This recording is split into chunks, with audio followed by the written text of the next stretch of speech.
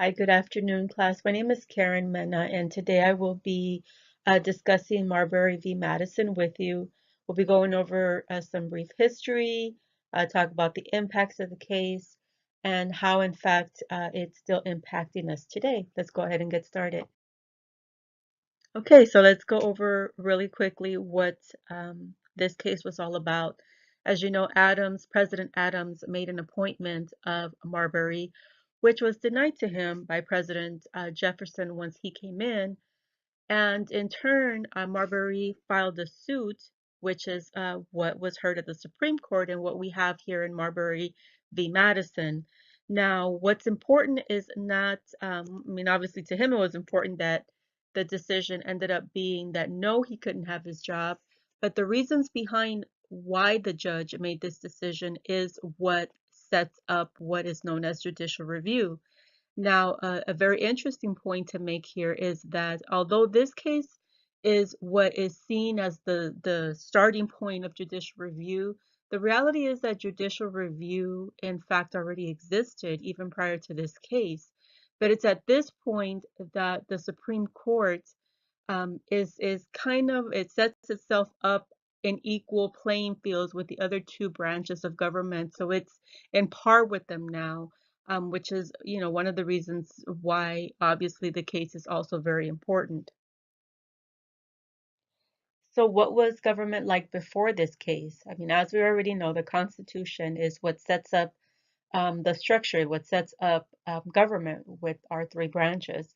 Now, the Supreme Court is the only court that is directly established through the Constitution.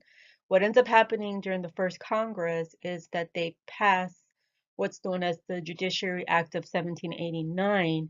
Now, that sets up the whole judicial branch.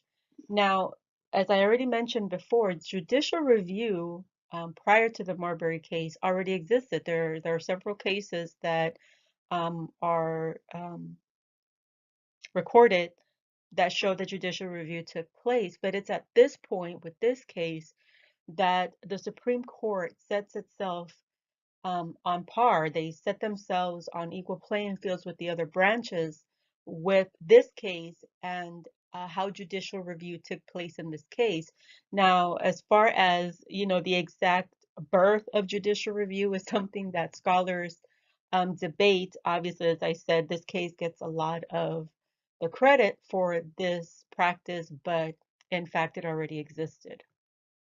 So now here we have the case before the Supreme Court, and Chief Justice Marshall establishes that, again, no, Marbury couldn't have his appointment, but the significance in this case is that very Judiciary Act of 1789 is what Marshall goes back to establish that it was unconstitutional for them to actually be even hearing this case.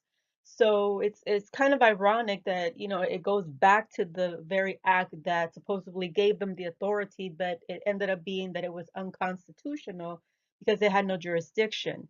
And thus we have judicial review. February the 24th of this year will mark the 214th anniversary since the Marbury case.